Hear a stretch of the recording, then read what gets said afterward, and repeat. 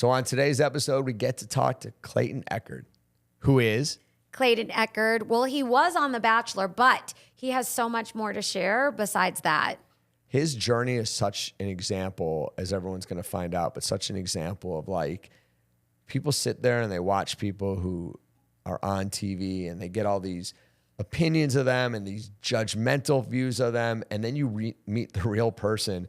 It's an incredible story, great journey. What he's doing now is very cool. And it really goes to hopefully make everyone step back and think before they speak sometimes and appreciate that there's real people out there living real lives and you don't know their journey, but you're going to hear a cool one here. Yeah, and just to learn things about yourself as well. Right. You got comments, you have questions, you want something you want to share, something you wish we'd talk about, you should go to podcast@husbandandwifelawteam.com and we're going to look at what you say. All right, here's the truth. Here's the truth, Alexis. We're not going to look at what they say. But our team's going to look at what you say. I'm going to look at all the questions. Alexis is going to look at everything. So if you want to say all the bad stuff about me you want, she will agree. She'll love it. Podcast@husbandandwifelawteam.com. True. Podcast@husbandandwifelawteam.com. So 20 years ago, when I started joking about how great it would be if we had a reality show that focused on you, which I know we decided not to do because we thought it would ruin the kids even more than we were ruining the kids. Around that time, you started talking about... That's sarcasm, everyone. I just want to make sure that wasn't sarcastic. I mean, the part about ruining the kids. My kids are perfect. I don't know about yours, but I didn't ruin anyone. Today on the Law and Love podcast, we found out that your kids and my kids are not the same.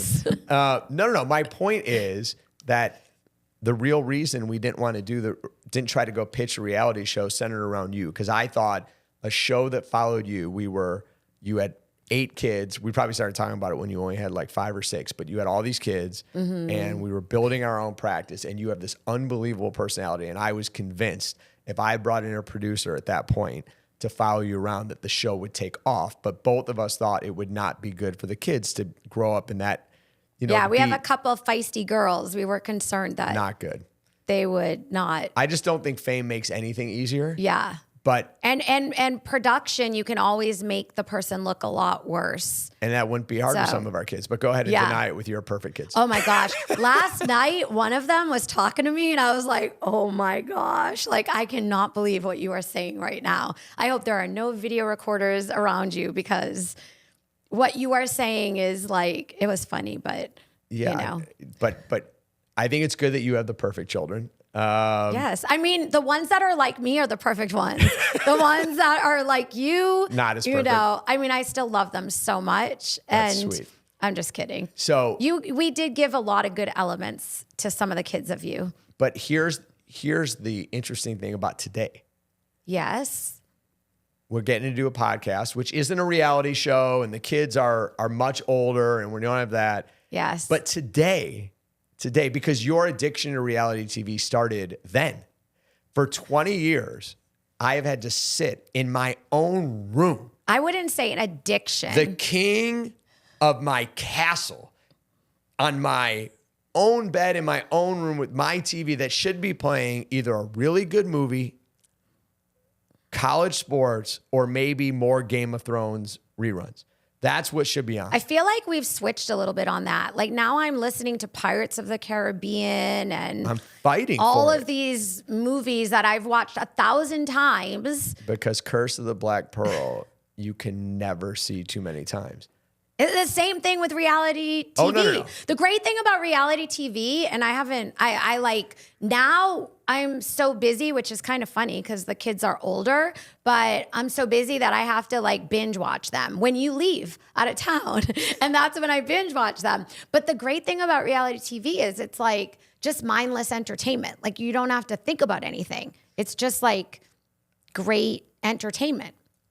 You should watch it. We agree that you it's did watch mindless one, and it's entertainment. Yeah. It's the word great that depends on the show. But you have a couple of shows that you are, and I agree, I can't call you addicted. Sight. Married at First Sight. Yes. You did watch a couple of those. A couple of seasons got me hooked. Yeah. And Dancing with the Stars for a minute, you were into that. Yes. and The Bachelor and The Bachelorette. And today it all happens. Clayton Echard is here. True. With us. I know. He's going to talk to us. I know. How fun. So are you ready for this? I'm so ready. To the reality star. I mean, I'm not going to ask him all the deep questions that I really want to, but I'm still going to ask him really hard questions. Tell me what they are. No, I'm just kidding. So you don't think we should start with the fantasy suite stuff and move our way from there? No. I'm surprised you even know what that is. Is that the only part you took away from The Bachelor? Because I always wondered. It's like the only part you remember. What happened in Do you remember any other part other than the fantasy suites? Here's what I remember. Don't. Okay. What I always remembered, because I probably watched like the first 6 seasons with you, right? And after that. Really? That many? I didn't watch all of them, but parts of them. And I used to go like, what happens in the fantasy suites? Because these are grown adults that have been totally into each other for months. And everybody wonders that. And that's why like the host is always like, and this season, it's the most amazing season ever. This has never happened before. You will never believe it. It's never happened before. All right. So I won't go into all that stuff, but I do wonder what it's like to go from someone who's just a regular, it's basically living your life, and then everywhere you go, you get recognized. Yeah. Overnight. Yeah. In terms of the fantasy suites, Mark, it's basically like everything you gave up when you married me. So like, that's what the fantasy suites are. So if you don't know, you now know. This is the most depressing start to a podcast in the history of podcast. All right, let's get Clayton on here.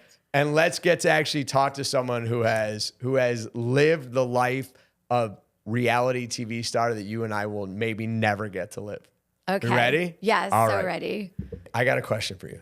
Yesterday, you had to see me 2 days in a row. Yes. Because Alexis and I yesterday, we have this thing with the Dbacks. Mm-hmm. You live here, and we do a bunch of things with them as an organization. We do a lot of things with the community, but the marketing team, many of whom are sitting here off camera, came up with this idea last year and this year. Instead of entertaining big wigs in a suite, or, we do a lot of things for organizations in suites, but they were like, we get the pool suite, which is out in center field once a year as part of our work with the Dbacks, and they give it away. They came up with the idea, so I'm not going to take credit, to let regular fans. Our marketing team, yeah. Yes. Came up with the idea to have regular fans enter to win.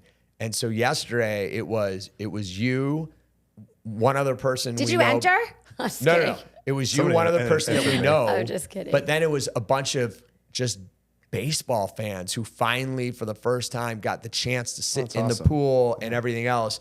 And so, one girl had a Dbacks tattoo. I was like, you really like. She is. She said it was her dream to be in the pool suite, and there we gave her her dream. And let's put it in some context. I don't know exactly what her age is, but let's assume she is late 60s-ish, and had 2 Dbacks tattoos. They were her only 2 tattoos. One was like 20 years old, one was 7 years old. 7 years ago, they were not coming off a World Series appearance. My point is, we had huge baseball fans, but because of that, I spent my whole time talking to all these people, and it was great, but I never got a chance to see how you enjoyed it or what you thought of it.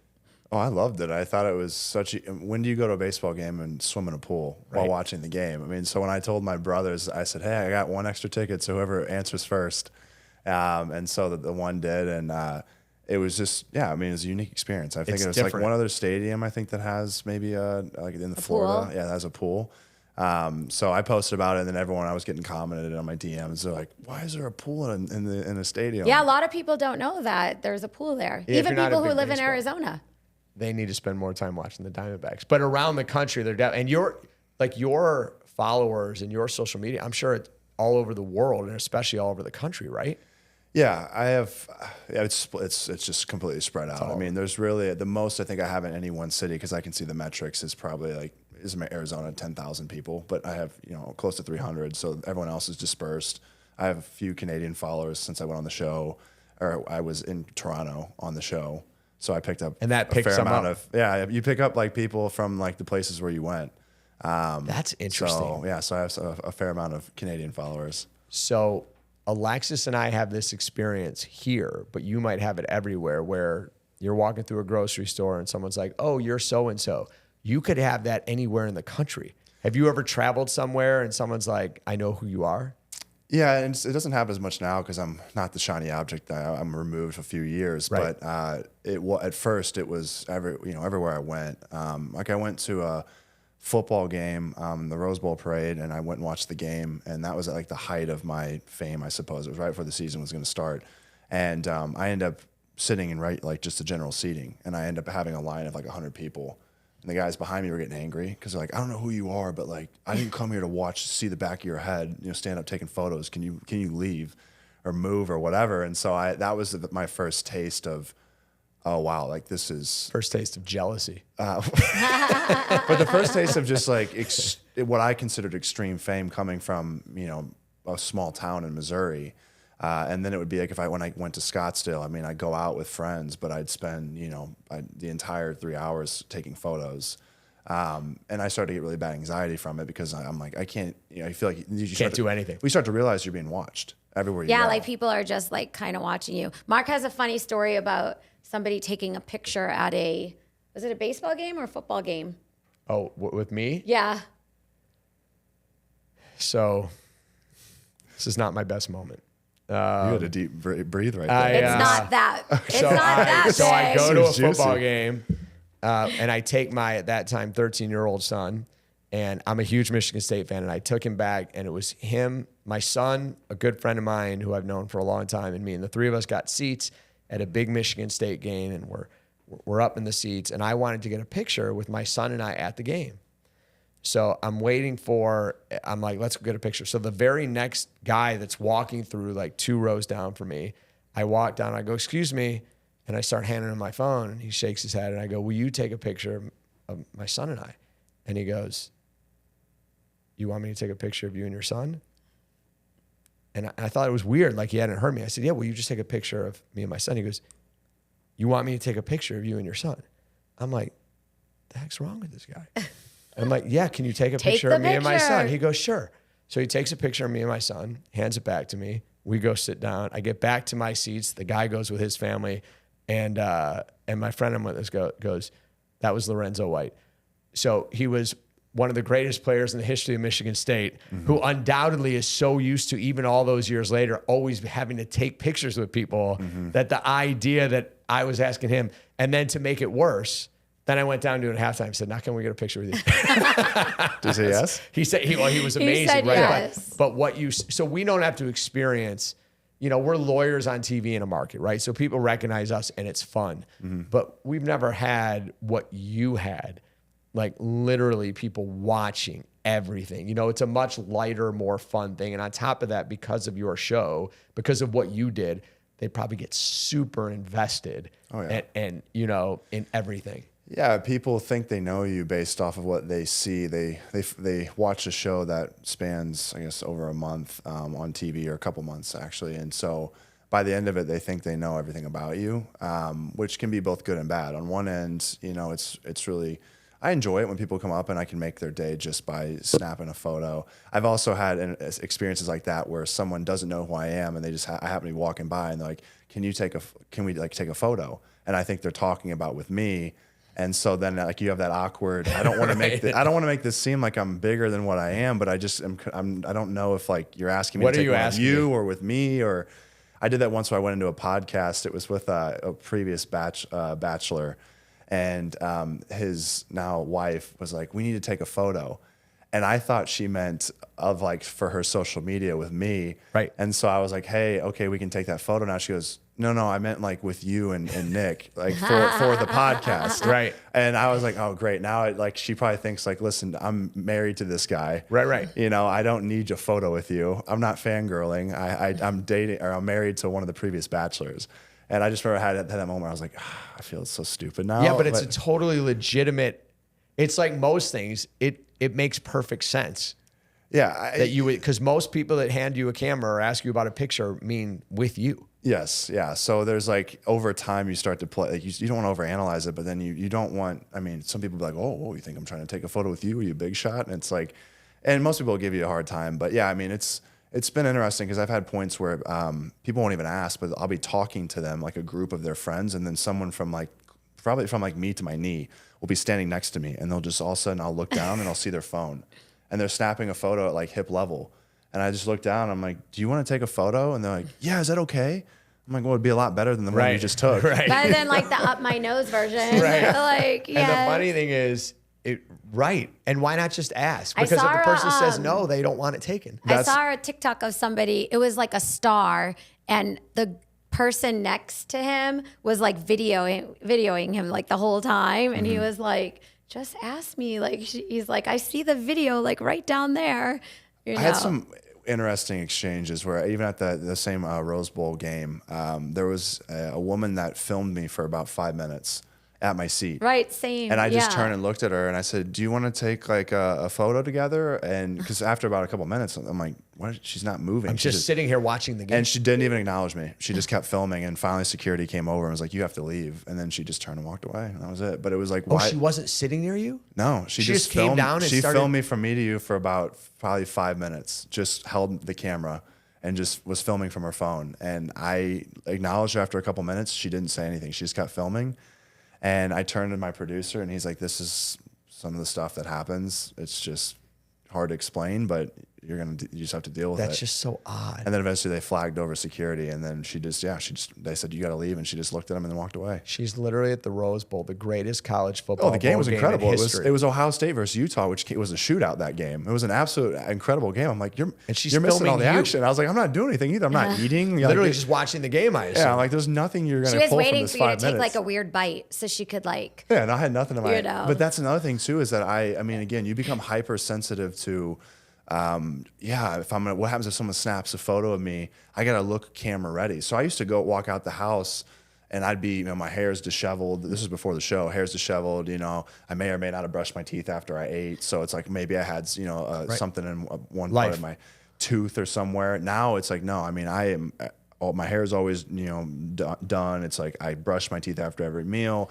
I'm always wearing, night clothes. Like I can't have wrinkles in the clothes. Otherwise that could look bad off a photo. But like, you're thinking about all this. So when I'm out, I'm like, okay, if I eat, I have a floss pick to floss.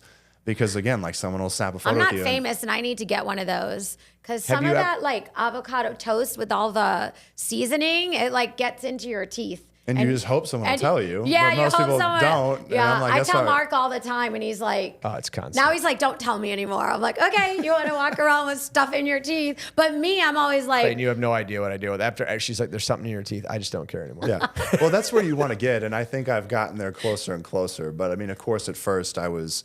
I'm like, man, I don't want to have some bad because I was already because the show I mean I had a rough go at it, and so when I came off, I'm like, anything that's going to make me look worse, I need to avoid. So that was just one thing where I'm like, I don't want to have an unflattering photo because there was a photo that came out before the first episode aired, and I was wearing, I'll never forget, I was wearing a denim jacket, was opened up, and I had just a white T-shirt on, and that photo was put online, and people were like, he's got man boobs. And so that was what people were the comments that they were making. Well, my mom texted me and she's like, I just don't know if I'm going to be able to handle this. Like, we're not even an episode in and they're saying you have man boobs.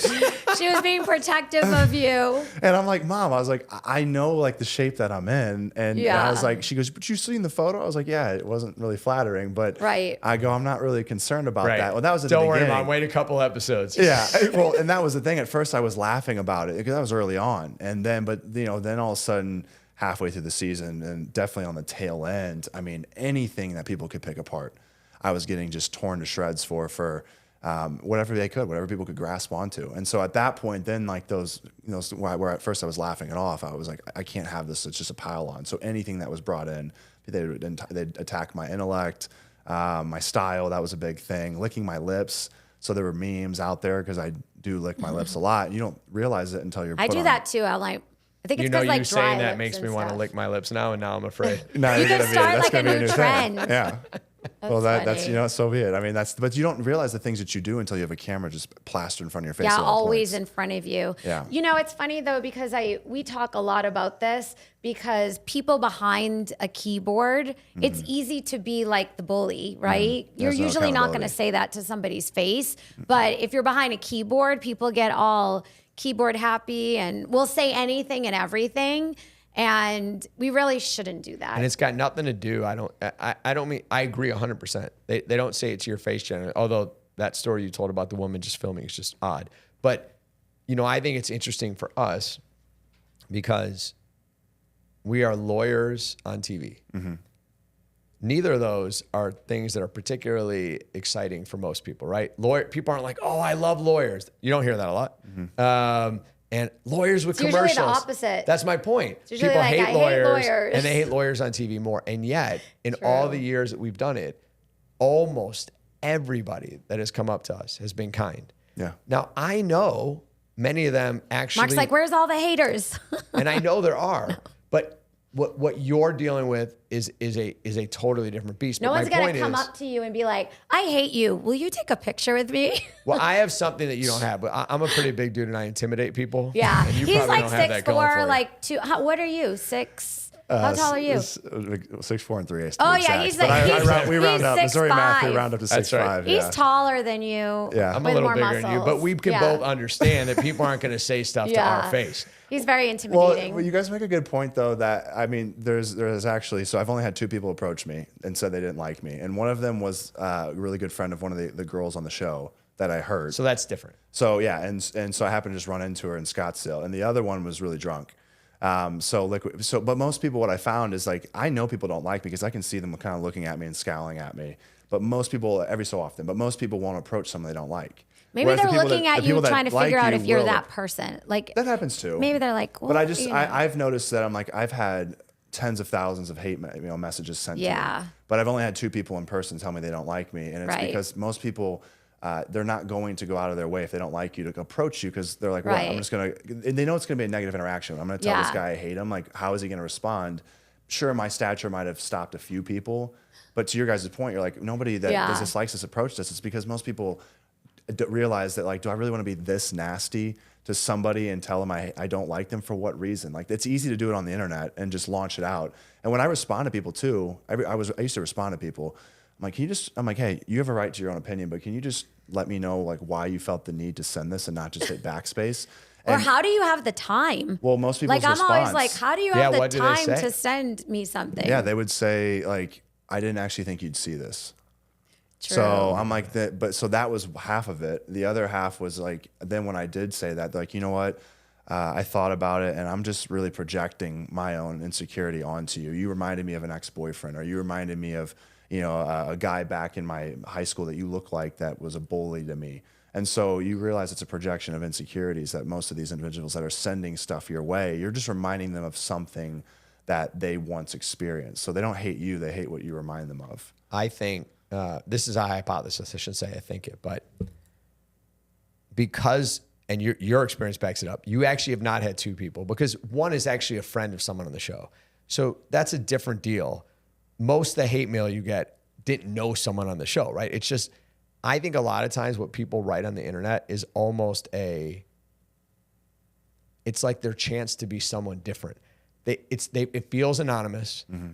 They don't even feel that way. It's not even keyboard warriors. It's, in my life, I'm always nice. Mm-hmm. So here I can, be hateful. It doesn't really matter. It goes out to nowhere. I join in other haters. We all join together. It's not even real. Mm-hmm. It's just a kind of like, here I get to be different. I have to go to work and be polite. I have to be nice to my kids. I have to be nice to their teachers. I have to be nice at the shopping center. And now I go online, and who can I hate on today? And it's not even really who they are. And I think most people, and again, I can't speak to it, but because what you dealt with was literally national, like true fame and media coverage. But I'll bet, I would guess, I have no basis for it, but I would guess many of the thousands and thousands of people who sent that, if they met you, would run up, shake your hand, and want to take a picture. There isn't any real hate. Yeah, I mean, I've had instances like that where they snap a photo out in public with me, and then they send it to me, to my DM, and lo and behold, a year ago, they're telling me to go F myself. Right. And I'm like, you didn't even take the time to delete this prior message. Right. And then I one time I just sent them, I just like put like a little arrow up, and I was like, well, at least like we're on better terms now. And they're like, oh my gosh, like I forgot that I sent that. Right. Like, but you were so much nicer than what I thought you would have been. Like, you're way different than TV, and I'm sorry I shouldn't have sent that. So I've had that happen a few times. But the other thing too, that the reason why people post is, yes, it's an avenue where they get to be a little bit different and bold than they would be in person. There's really no accountability online. like there isn't. You go say that to someone in person, it might not end well. Yeah, you might end. Yeah, you could get fired from your job. You might get hit in the face. Right. You know, you might get lashed out at. There are repercussions. There's repercussions. It's exact opposite online. Most people will post on X, you know, formerly Twitter, and they'll get rewarded for it. So if you say some crazy comment, you people are like putting up Shrek as a lookalike or something along those lines to me, and then everyone likes it, so they get rewarded for having a hot take. So the nastier they get, you know, the more vile it is, the more attraction it gets online, and so they actually, especially on what was Twitter. Yeah, so they get rewarded for it for the nastiness, and like, oh, we're just all having fun, we're all laughing, you know, at him. I mean, some people are just like, we're laughing at him, but I saw that all the time. I'm like, you guys are just reposting this material, and it's all like, oh, we're joking about the way that he talks and the way that he, you know, looks, but he knows what he signed up for. That was always the response. That is people's out to try to forgive themselves for acting in a way they know they shouldn't act. Yeah. So this is one of my favorite questions. I got asked this once. Our daughter was on a plane, and she met a woman who was her parents' age, and the woman, they became friends. Mm-hmm. So like 3 years later, we were visiting our daughter, and we went out with her friend, and her friend turns to me, and she goes, so Mark, what is your story? And I said to her, she's the one who asked you that? Yeah. So her name's Nina. I go, Nina. I thought you actually didn't even have anyone who asked you that. No. Nina asked me that. And I turned to her and I said, I love that question. Can I steal it from you? And I said, I will never give you credit. I just want to steal it. She said yes. But anyway, I love the question because it goes beyond just like, what do you do for a living and everything else? Yeah. So I pose it to you, Clayton. What is your story?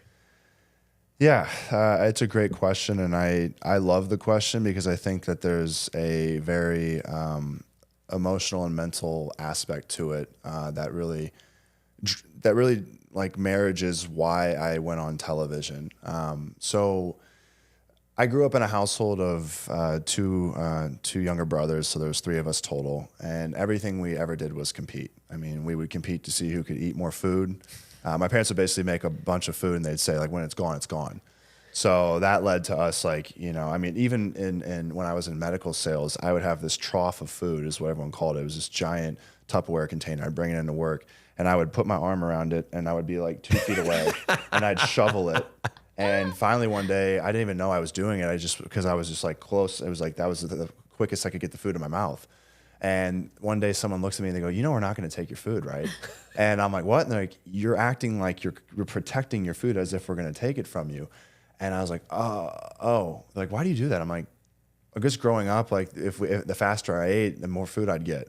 And in a house of growing boys, like it was, you know, my parents, the grocery bill was horrendous. But we were just, I mean, my brothers were big too. And so it was like when the food's gone, food's gone. Did you ever see the movie The Butterfly Effect?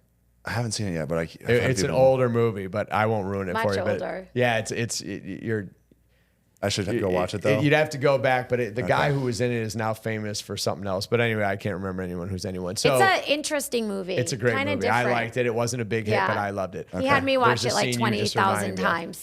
So you guys are competing at everything. So yeah, so I mean, everything we could think about competing on, we would. Well, what happened was in 7th grade, I started struggling with like comparing myself. So I started to.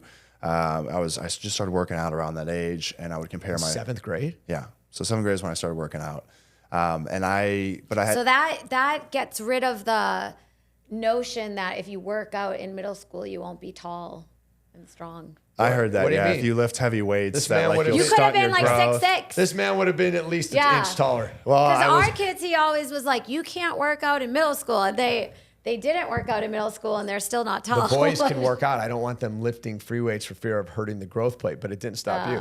Well, yeah, my at the time, I used to just drink soda like it was going out of business, and my cream soda specifically. And my mom said, you know, if you drink... said soda. Did you hear that? Not pop, but soda. Yeah, it's pop. I'm soda from where I'm from. Some people don't know. It's soda. But I've had that 2 to 1. Most of the country agreed it's soda, but you're all wrong. So you're down in cream soda. So I was down in cream soda, and my mom one day was like, you know, if you want to grow big and strong, like you have to drink milk, not soda. That stunts your growth. And so maybe my mom, you know, might have helped me grow an extra few inches, because back then also I think there was more hormones in the milk. So there were growth hormones. They were pumping the cows with growth hormone in order for them to like produce more milk. So I believe that's a fact that there used to be more growth hormone in the milk, and I started drinking that like it was going out of style. So I think that might have given me a few extra inches. Sweet. Yeah, I was just drinking it now. But I drank skim milk though, so I think it's too late for me?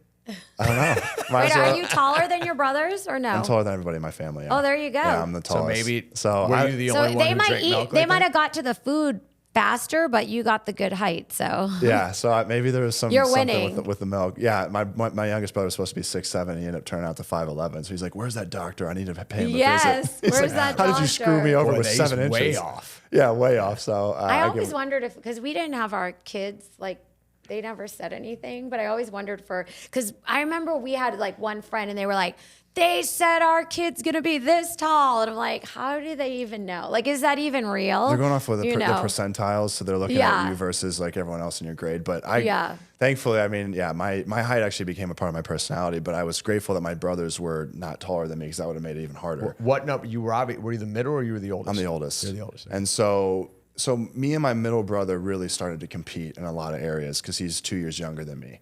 And so what happened was when I went to high school, my junior year of high school, he came into his freshman year, and he was a stud athlete. So he became a starter on varsity as a freshman. And where did you live at this time? Eureka, Missouri. 40 minutes west of St. Louis. In Missouri? Yeah. Okay. Yeah, I was in I've Missouri never my been to entire St. life. Louis. He was a starter as a freshman. Yeah. That's amazing. So Missouri's just very compared to here where it's hustling and bustling, everyone's moving at a million miles an hour. Missouri was very slow paced where I grew up. I mean, there wasn't a lot happening. When people say they need, give me some time, they mean like 3 weeks to a month. Here I found when people say, give me time, they say, give me 3 days. Yes. It's just a completely and in Boston, speed. it's like 3 seconds. Yeah, right. Yeah. I'm like, why is everybody taking so long to do stuff? Let's go. And so when I went back recently to Missouri, I'm like, why? People are like, well, you just talked to me 2 days ago. I'm like, yeah, you said give you some time. They're like, yeah, I meant like a month. And I'm like, oh, okay. Because it's just a different speed. And you go to like the big cities, Chicago, LA, New York, and it's, again, like you said, Boston, it's super now, fast. Give me 3 seconds. Yes. Right. But my brother, he started varsity as a freshman. Meanwhile, I was on JV as a junior. And so my brother starts varsity football before I do. And I'm sure he let you know about that. He didn't. It was my teammates. So my brother actually never rubbed it in. But I hated him because like his existence made me feel not good enough. And it's sad because I genuinely hated him for a portion of my life. Especially when I loved and hated him. It was a sad thing. It's like I loved him because he's my brother, but I hated his existence because it reminded me of what I wasn't accomplishing. Because it hurts. And that's hard. Yeah, like I always think about if you think about all the athletes that are like star athletes and then their kids aren't maybe as good as that. It's like hard to be in the shadows of someone. I think Michael Jordan, his son, played at University of Illinois. Or LeBron. His son played at Illinois, but his son was had he not been Michael Jordan's son, he could have walked around bragging, should still be able to walk around and brag and say, I played Division I college basketball, and he got minutes, and he wasn't a star, but he played. And he was good enough to play Division I college basketball, which very, very, very few people who play basketball ever get to do that. But he was Michael Jordan's son, right? So he never lived up to the expectations, is what everyone says. He was you never lived up to being what you should have been. And it's like, what I should have been. I mean, you're talking about one of the greatest players of all time, right? And whoa, is that true? He is one of the greatest. I said one because I know that's a whole debate in itself, and I'm not a big basketball person, so I don't have a dog in the fight. That's a whole different discussion. I want to find out what Clayton did with his brother. We try to do quotes. I try to do quotes sometimes in the morning meetings that we have. And if I try to do like certain quotes, he's like, no, don't do that. Not that person. Well, you want to paint yourself in the corner because I don't get a lot of people to respond. I mean, that's a very hot debate. Yeah, that's right. It's LeBron or Jordan, really. It's literally easier. Or Jordan. It's easier to talk religion and politics than talk greatest of all time. That's just too sore of a subject. So now you're a junior. He's got a lot of great quotes, though, Michael Jordan. Sorry, a lot of amazing quotes. You're playing football. Yeah. You're on JV. And at that point, you're not thrilled with your brother because everyone that you're on the team with is yapping at you about it, right? Like your brother made it, you didn't. Yes. So my teammates were telling me I should quit. It's an embarrassment. Your brother is way better than you are. You're still on JV. Like, just give up. As if that wasn't enough, I was very awkward and not smooth with women, and I had no self-confidence. And so my brother, like there were girls in my grade that were more interested in him than me. And he was, everyone loved him, and he was super confident in his own skin, and comes in as a freshman, starts varsity. And so everyone's like, this is the guy. Right. So, I was reminded not only on an athletic front, but from a romantic standpoint, I'm like, now these women all would rather be with my brother than me. I'm getting friend zoned. My nickname was Big Brother, and all the way through high school. So I didn't feel good enough. That was like the start of my feeling of insufficiency was because that's all you really have at that age. You're like, grades, but no one really cared if you got good grades. So it's like, and I was getting that, I had that, but it was like, okay, so how else do I judge my worth? It's through relationships and through sports. And I felt like I was lacking in both. Again, if my brother didn't exist, I was playing JV as a junior, it would have been probably okay. But now I have this constant reminder of this younger brother that I should be better than because he's 2 years younger than me. How am I, though, not performing at the level that he is? So that's really when it began my journey to try to impress people and be seen as good enough. And I took it upon myself. And my senior season, I thankfully had a coach that saw me, busting my ass in the weight room. And so he gave me a shot, was like, I see this in you, this ability, but you don't see it. But like the coaches wanted to play a different player today, but I told them, no, like I'm starting you. Now go out there and prove to everybody else what I see in you. And I didn't believe in myself, but he did, thankfully. And that coach changed my life because I went out that day and I was like, I don't believe in myself, but I do not want to let him down. And so I went out there, I was like, play for Coach Sumner because I don't want to embarrass him for taking a chance on me. And I went out and I played lights out. I was just what position? Defensive end. And so I was all over the field making tackles, and that led to me getting the starting job. It shocked all the coaches. They're like, where was this? And so thankfully, like he gave me that chance, and then I had film. So once I had this film in high school, I was able to take it and walk on at Mizzou. If I wasn't a starter, I wouldn't have had film. But I had a pretty decent season. I was like third team all conference, which is not great. Now they don't have a third team all conference, but it wasn't bad. It was like, okay, I was doing fairly well. And you were raw. You had only played a limited number of games. Yeah. I feel like so much of high school is like that. Even college, where like there's a gem sitting there, but they just play the people that they want to, and they don't see like other talent sometimes. And that's why, I love Coach Sumner to death. Like he saw it in me because I was the one thing I did was work out, but that's because I had an obsession with working out because I thought that, again, women will like me if I get big, strong muscles. Like that's what you think in high school. You're like, if I'm the biggest, strongest guy, these girls will all, they'll like me. So I was in the gym every day working out for 2+ hours. And he was my lifting coach from freshman to senior year. So he saw me in there. I'm putting in the work harder than anybody else because I have this, I had body dysmorphia. And so I didn't like the way that I looked. So I was obsessed with working out, trying to change the way that I looked. Well, he saw it as just me putting the work ethic. Like this guy puts in the work. It is a work ethic. It may not have been coming from the place you wanted it to come from. Yeah, it was coming from lifting harder and longer than anyone else. Mm-hmm. And so that's where he saw this, like, you put this in, if you just put this work in on the field, like, you have an incredible work ethic.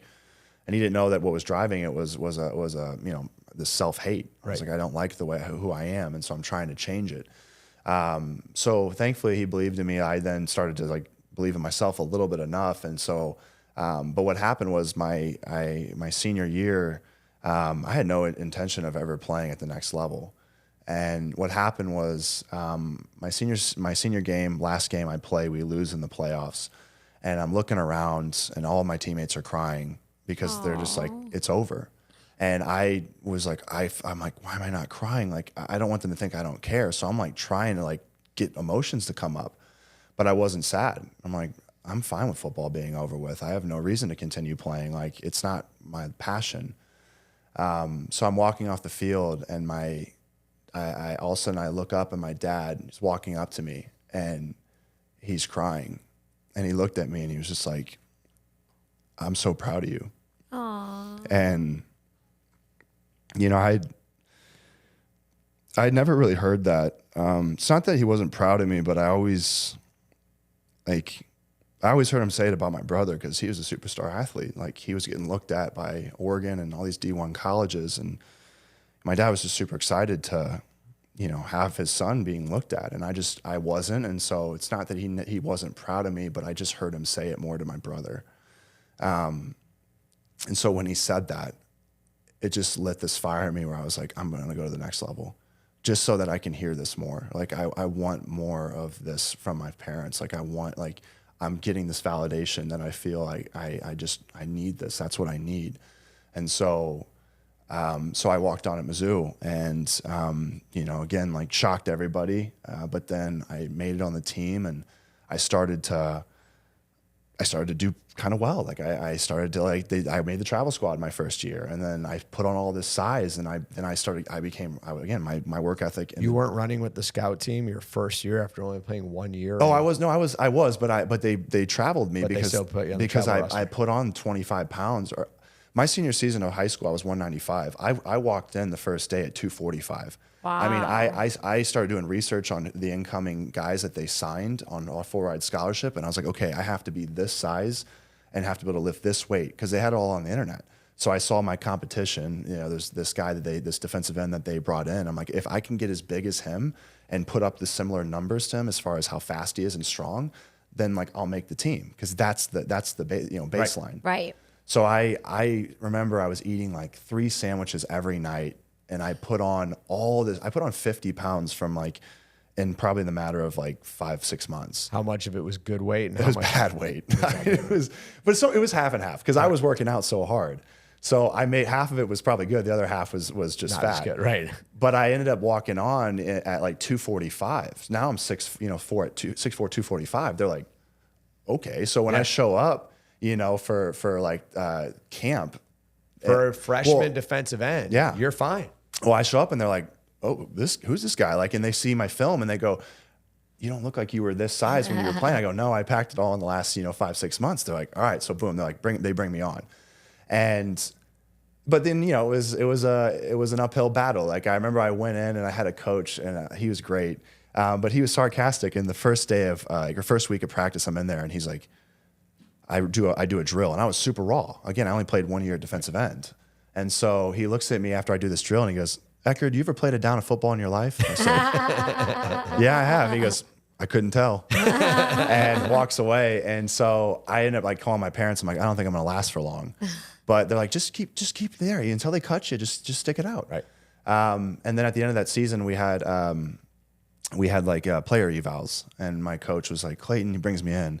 He's like, Clayton, I see you come in here with your head down. You're like a dog with a tail between its legs. Do you understand that like you're here for a reason, and you are like, you have so much talent. You're raw, but like you could really, I'm not going to say that you'll ever be a starter here, but you could be in the rotation, maybe second string in a few years if you just keep putting the work in, but you got to believe in yourself.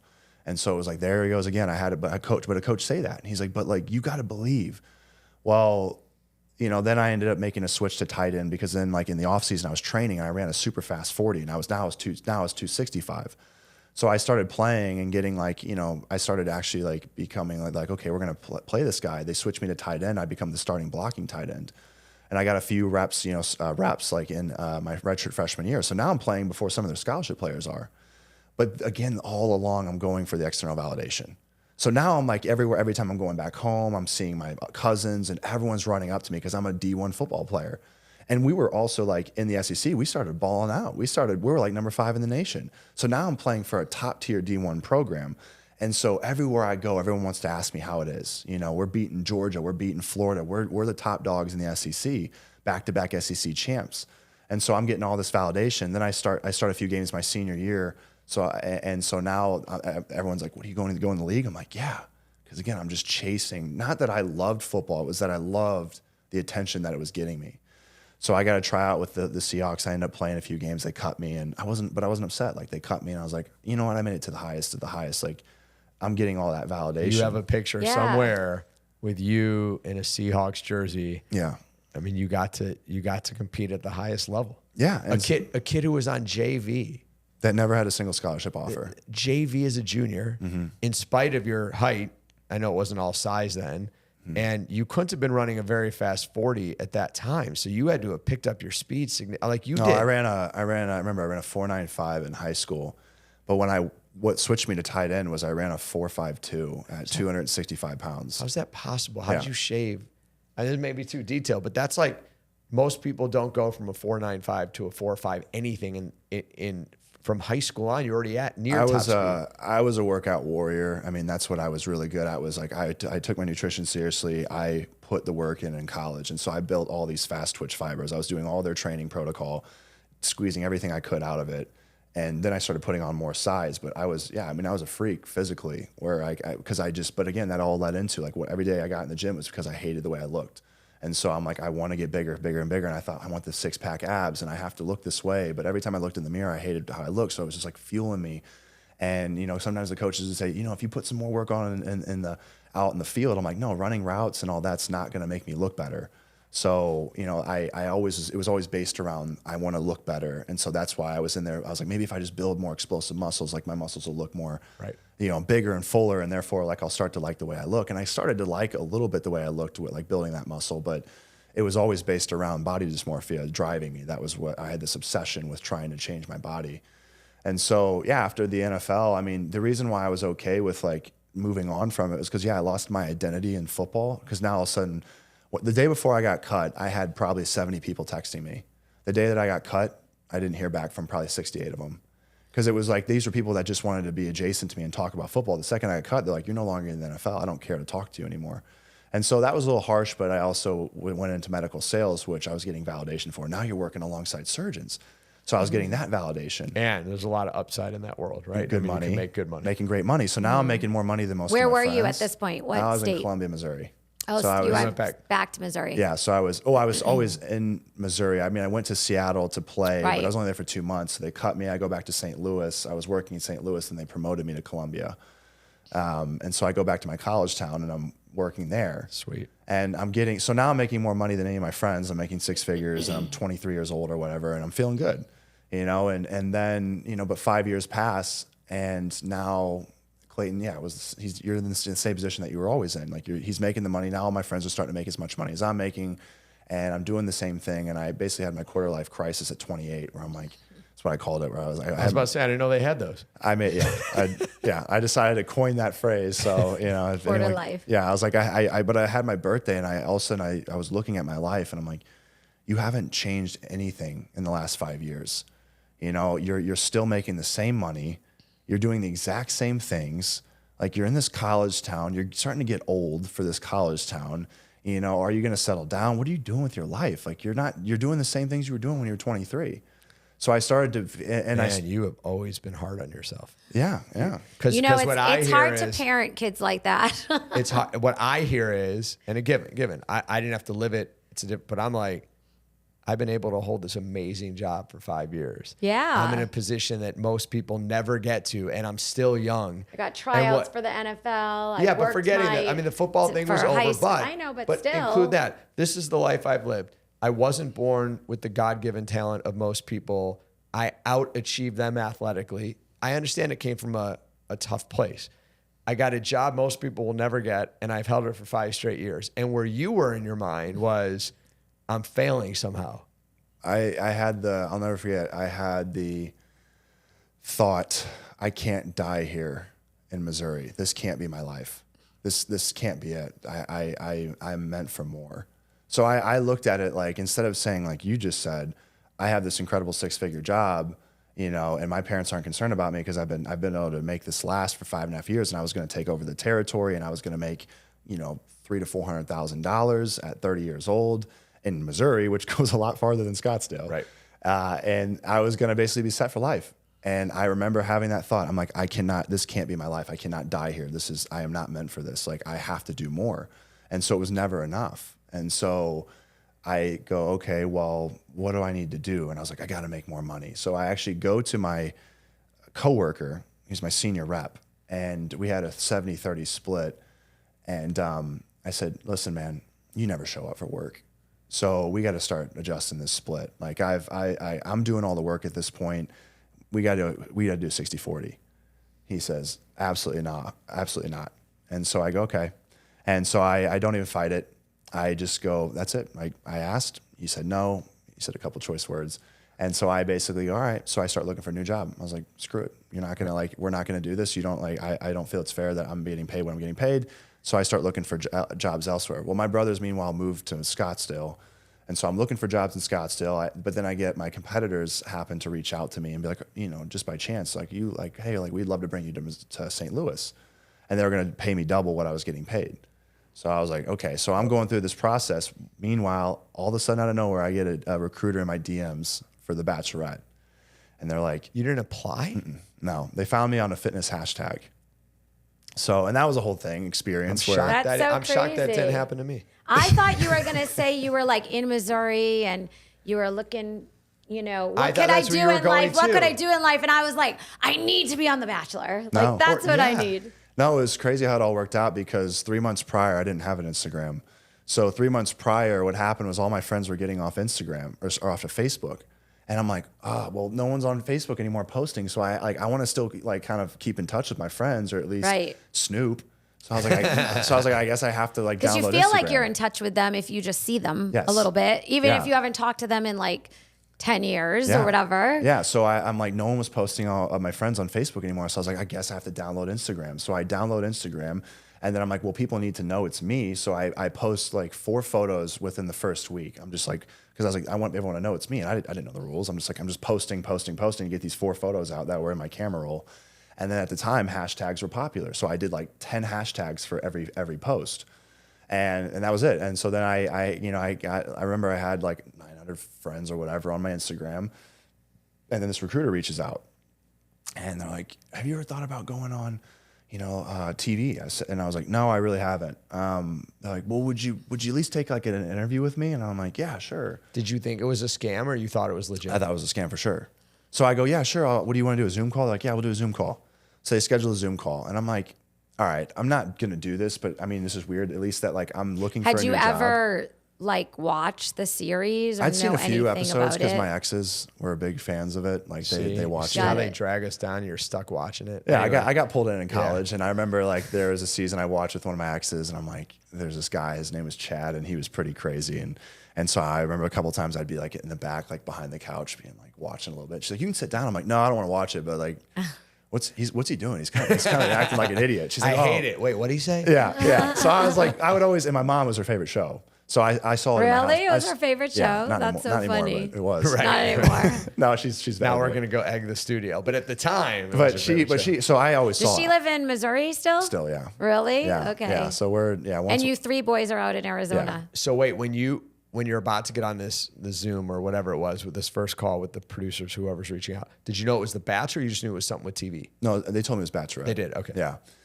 So I go on the initial Zoom interview and I'm just or Zoom call and they're like, I just talk and whatever. And I don't care. I'm like, I don't think this is going to ever come to fruition, nor do I really want it to. So I'm like, okay, so we do the initial interview and then they're like, okay, we'll keep in touch with you. And so then meanwhile, I'm talking to this competitor in St. Louis for their job. I end up getting the email for an offer in my inbox, and they're like, "We want to bring you on for the St. Louis medical sales job." Well, I also kept having the show reach out, and they're like, "Okay, another round of interview." Well, what happens is they go, "Okay, we want to bring you on the show," but then at the same time I had that offer in my inbox. I'm like, "Cool," I was just doing this just for fun, but I'm taking this offer. So I tell my boss I'm leaving, and I'm like, hey, I'm taking this job in St. Louis. And he goes, is it salary or commission? I said 100% commission. He goes, did they tell you they're losing 3 of their surgeons? And I said, no. He goes, go back and ask them. He goes, I'm just letting you know that, he goes, you or ask for a salary, but you're not going to make that money that they promised you. I said, what? He goes, I care about you. That's why I'm telling you, because our main office was in St. Louis. This is the same guy who was mad at you when you wanted. No, this was my boss. So that was my senior rep that was mad at me, but my boss was in St. Louis.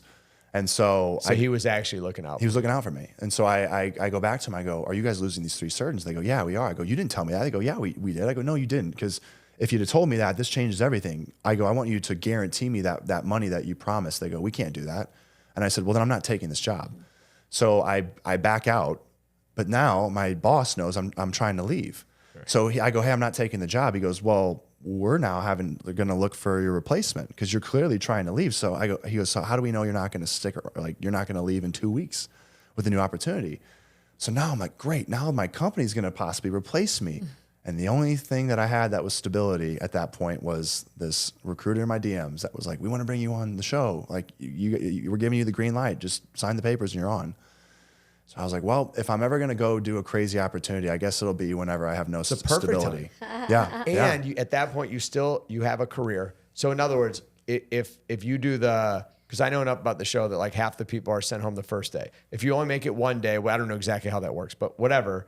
If it doesn't take that long, you can still go apply for a pharmaceutical sales job, right? So it's a good, the timing was, now I'm curious because I've, seen her watch the show. Under everyone's name, they label them by what they do. Did they write football player or pharmaceutical sales? I believe they did medical device sales. They did, okay. Yeah, they did medical device because some of the captions are always so funny. Mark sometimes is like, what is that? Yeah, they had nothing else to write, so they wrote this. Yeah, and at the time when I went, like I told my boss and he goes, really? And I told him in front of my coworker, my senior rep, he was irate. He was expecting my boss to rip into me. And so he's sitting there, just waiting. And my boss was like, really? Sweet. And I go, yeah. He goes, dude. He's like, well, go do it. He's like, I'd do it if I was your age. And so I just remember looking over and he was fuming, my senior rep. So I go, and then, I go on the show and my only goal again was like, I'm like, okay, I was chasing, I didn't really know it, but subconsciously I was chasing external validation to feel good enough in the eyes of women now. Because I was friends all through high school. And so now I'm like, if I go on The Bachelor, like that's kind of cool. And some girl will see me. And I feel like just getting accepted, like just having a recruiter reach out to you is validating a lot of validation, right? I must be something. Did they reach out to you? Not yet. Not yet. The power of yet. They have like the golden Bachelor. The power of yet. You don't know. They think you have to be single. So unless you're going to leave me anytime soon, I'm not going on any Bachelor. Hey, you know what? You guys could warp up a whole like contract, or you right. Like just have this major breakup, and then you're like, I'm single now. You go on the show, and then you go, I don't actually like any of these people, and then you come back off, and there, boom. So there you go. You could do that. I mean, they didn't have the Bachelor. Are you listening to the man? When we were single, they didn't have that. However, your idea. Mark worked out. Like, so we met in law school and he worked out like that whole like first year. And then as soon as we got committed for like the next 20 years, he never worked out again. There's no reason. He said, gotcha. Yeah, that's what he said. Why am I going to lift? What's the point of it? No, you never hear this. I know you hear, this is going to be super, I'm not supposed to say this, but whatever.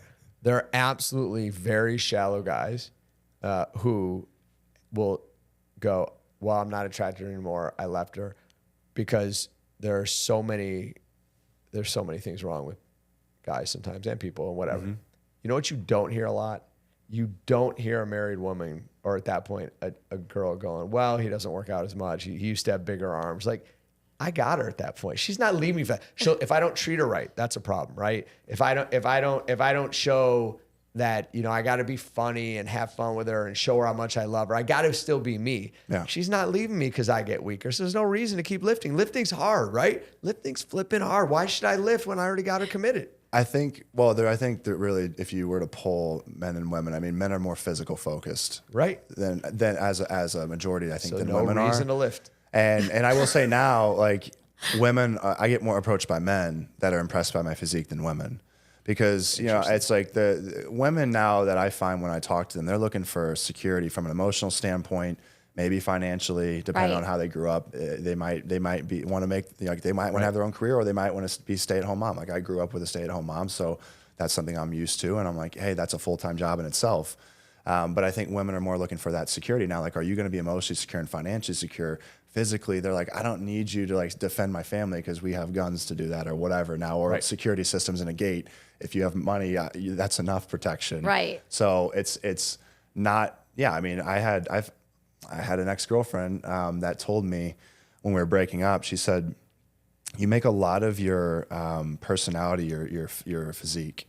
And I think a lot of women have allowed you to skirt by saying like, oh, well, at least like he looks good. He's good to look at. But she goes, I'm saying this not to hurt you, but to help you. But I think you really need to start taking a deeper dive into the mental health side of things and like the emotional aspect, because it's important that a man has that and you kind of skate by without it.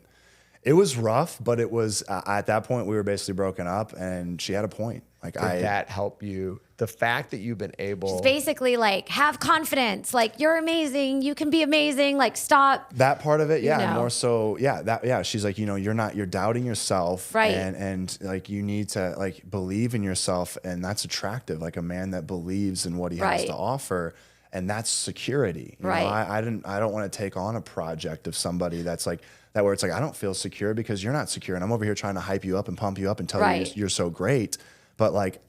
I want a man that already has that, right? And so it was helpful. But I a lot of women would just give me they would date me because of the way I looked, and they gave me a pass. And, it was a crutch that I relied upon. It's true that, anyway, I'm just curious. I hate to interrupt, but when she said that, did it flip a switch? Mm-hmm. Or it didn't really register? It did. No, it did. Yeah.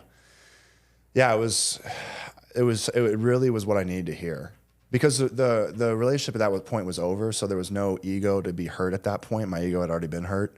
So it was like, it's over. And I don't really there's no other reason for you to say this. And other than the damage and the pain is already been we've already experienced it. And I really felt like it was coming from a good place. I mean, the way that I said it, I'm kind of paraphrasing. I think she said it in a kinder tonality, but it was what I needed to hear. And I'm That's like, amazing. You know what? I never have went down this path. I don't know where to start, because I've never, I grew up in a household of boys. We didn't talk about our emotions at all. It was just like, go hit something harder or go lift weights. That's how he you had go. what's that bag that you Punching hit bag? when punching bag. Happy bag. Didn't you when you were younger? I not for long, because my dad and I are neither of us very handy, and it They weren't handy, so they couldn't off the keep ceiling. it to the ceiling. And it wasn't because I was some tough guy. It was just, you punch a bag enough, if it's not fastened in right, it's not staying. But It just was coming down. The words you've used shows this very clear idea, and not just the label body dysmorphia, but beyond that, the way you've told the story suggests that somehow. I'm not saying it's ever some kind of finished deal, but somehow you've gone from all these years of pain. If I don't want to use that word, I'm not trying to label it, but it feels like pain to some level of awareness you never had. Yeah. And teaching and talking to kids and stuff, right? Yeah. So ultimately, I went on this journey of trying to find internal validation. I was always filling it with external validation. And so what happened was I became the Bachelor, had a rough go of it, come off the show, and I wasn't a fan favorite, and I ended up being alone. I was left alone. Then the girl and I, we rekindled things for a year, but then we broke up, and I was one of the villain bachelors. I was one of the least liked bachelors, at least from an online perspective, from what people were saying. And so I had this moment where I said, you went to the NFL, you became the Bachelor, and now here you are, still not feeling good enough. You have friends that still live in Eureka, Missouri, the hometown that you grew up in, that love their lives, that feel that they have more than enough. What is it going to take for you to finally feel good enough? Right. That's such a great question. And you also missed a key point, which is in addition to that, you have 5 years of proof that you can be a wage earner making more than 90% of Americans and nearly 100% of the world. Mm-hmm. Right? That's the reality. The reality is you were making 6 figures, which means you're capable of doing that. So there is no I feel like so many people, especially younger people now, feel that way, but they never get to even the point of what is it going to take. They always just stay in more of the they chase and they compare to other people, and it's this vicious cycle of comparison culture that people find themselves within with social media. And so what I ultimately, the conclusion I came to was, it's a choice.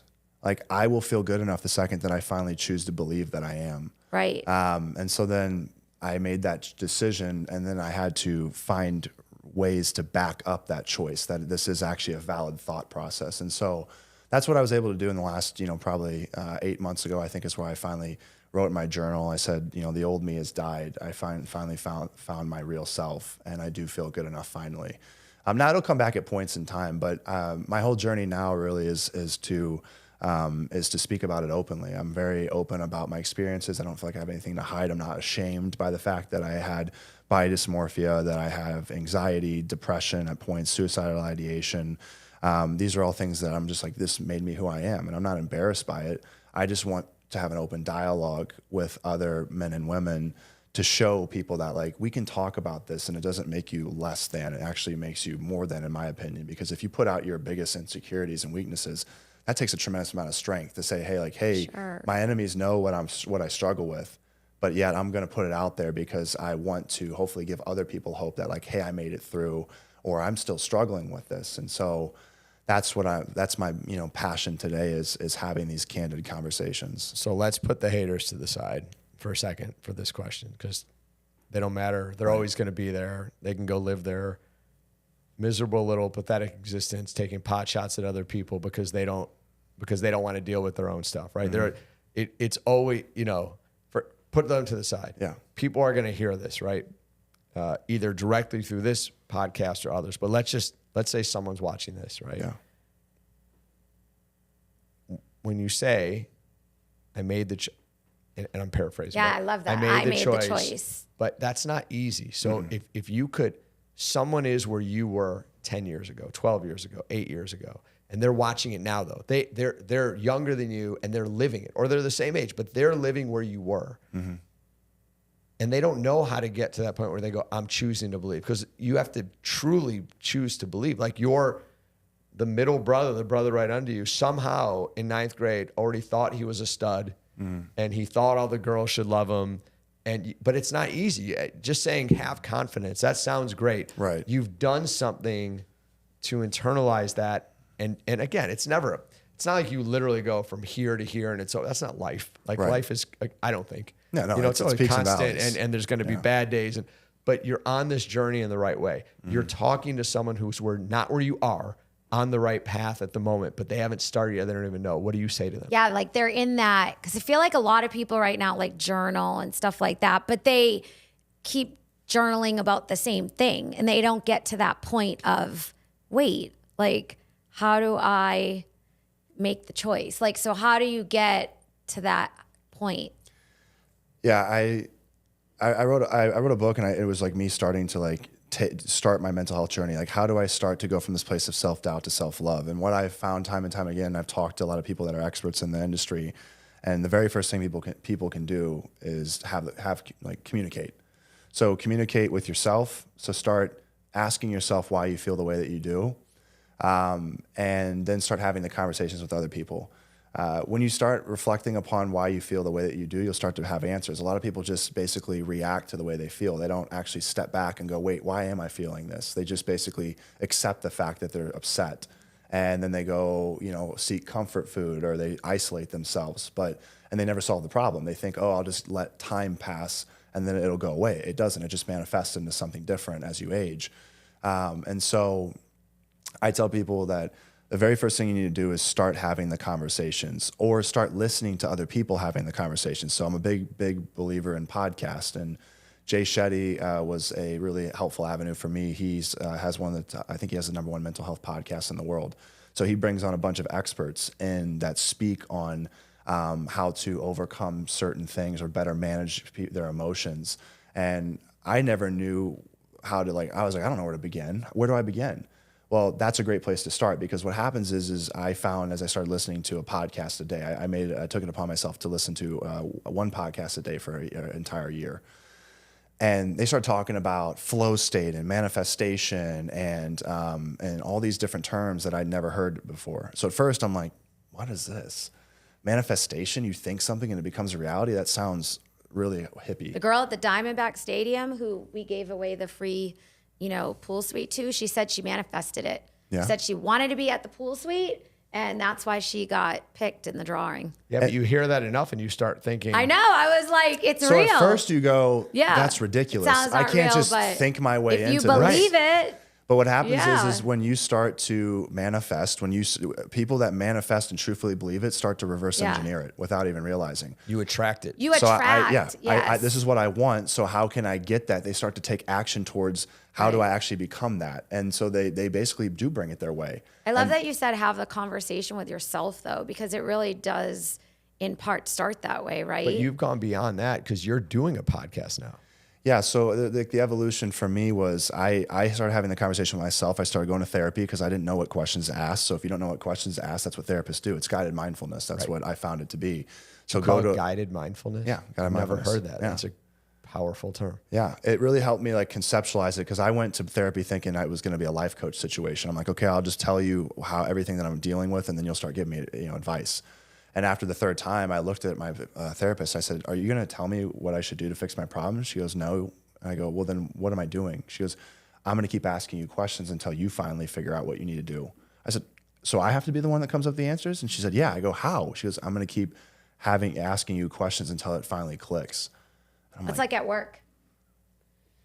We talk about You can't tell the people how to do stuff exactly because then they don't really learn. They don't right? really. None of us learn that way. You don't learn that way. You learn by at least thinking about it a little bit, Nothing right? is stronger than your own like epiphany or revelation. Like of a ask moment. questions, and then you get better probably at asking yourself the questions without her asking you the questions. So what happened is like I stopped going to therapy after a year and a half, not because I started having these conversations in real life with people on a daily basis. I go on dates, I have these conversations, and it's incredible because like I'm attracting women that love having these conversations. So now I'm having like a therapeutic session, but I'm also getting to know them on a deeper level. And it's like no longer superficial conversation. It's like really deep conversations right out the gate.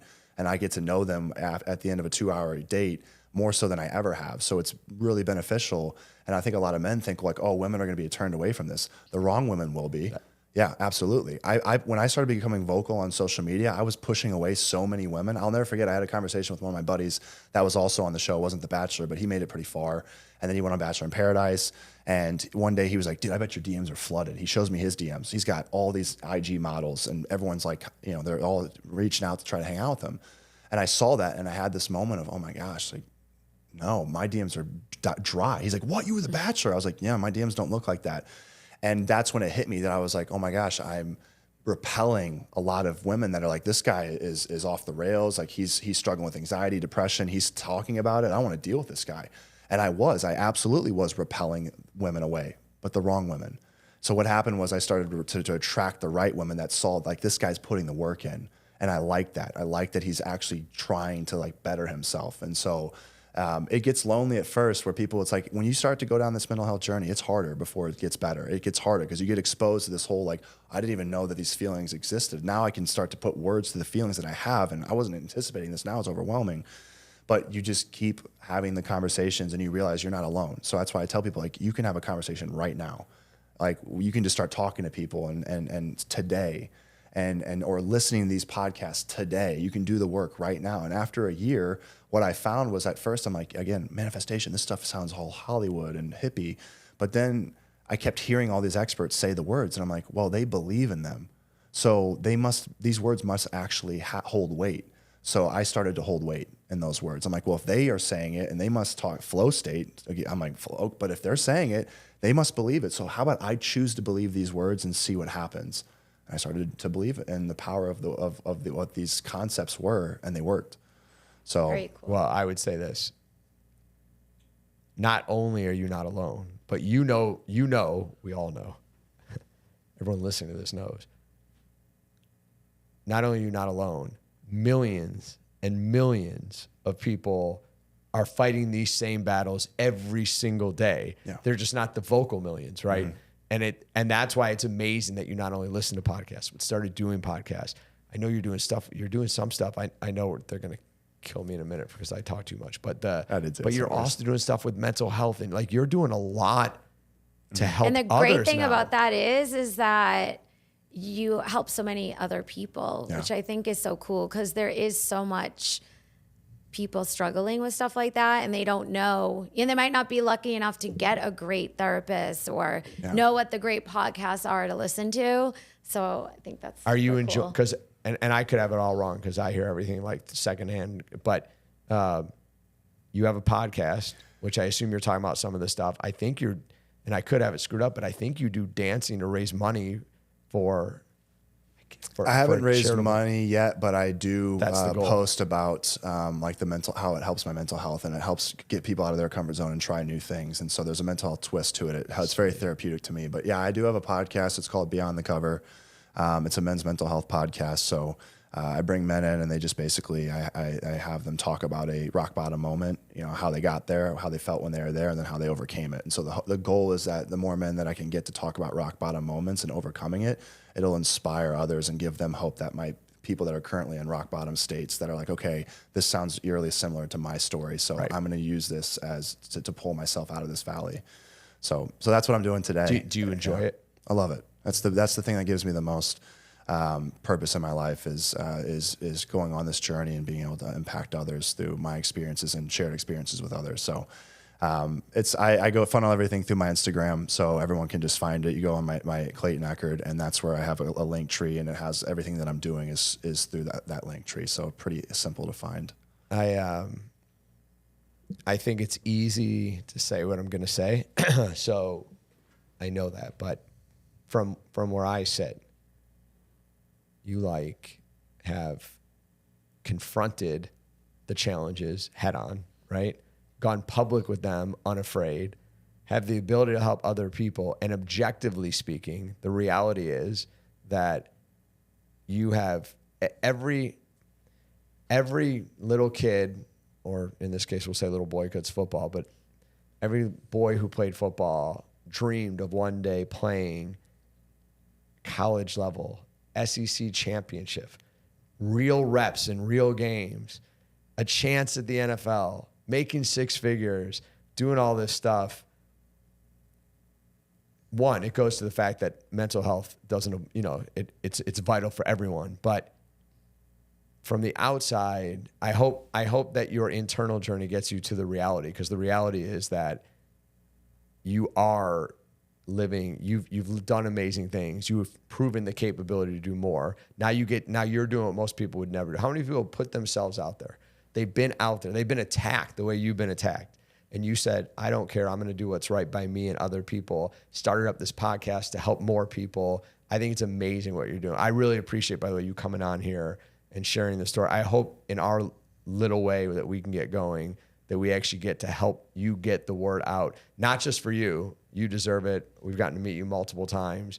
You're a super cool guy, and I want to help you. But I actually think helping you is going to help so many people going through it, because you're willing to do what you're doing, and it's just awesome. Yeah. Well, thank you guys so much for having me on. I mean, this is just, it means a lot. And I think, again, it's incredible what you all do to provide opportunities for people. Again, I didn't even know about that whole story with the fans being able to enjoy that pool suite, but that's just something that, again, this woman manifested, but you guys gave her a dream, experience. So, and I know that we will have plenty more down the road between us. You can't avoid it that long. Yeah, plenty of synergy. Bonnie Blue is now walking on from my peripheral vision because she has questions she wants us to ask. Two quick questions. Yeah. One is from Carly.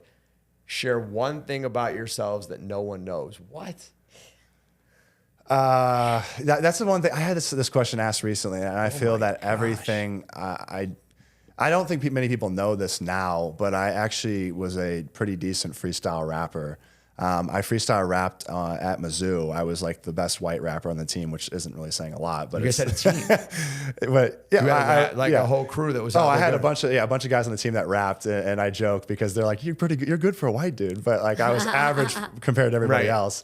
But then I ended up rapping on the Seahawks too, and I had a really great experience where I had my final rap moment where I rapped in front of the entire team, and Coach Carroll brought me up, and they loved it. They were all chanting "B Rabbit" afterwards for that's so awesome. And so it was an awesome experience. But that's something I haven't done it since. But that's something that most people don't know about me. Was my rap name was Clayton, and I rapped from 7th grade on. Yeah, I grew up in a small town. There was a little commuter lot, and we used to sit outside in the commuter lot because there was nothing else going on. We'd all sit there, turn on a beat, and I had a whole group of friends, and we all freestyle rapped. That's super cool. That's sweet. I will not outdo that. What's yours? Oh my, I don't even know. Seriously? What is something that... It says that no one knows. If I know, it I defeats know the whole that thing. No one knows. I mean, there's a lot of stuff that people don't know about me. And you're not telling them? And we're not going to tell them. No, I actually don't like know anything that interesting that people don't know about me. I don't like roller coasters, and my husband loves them. There you go. Not a perfect fit in that way. All right.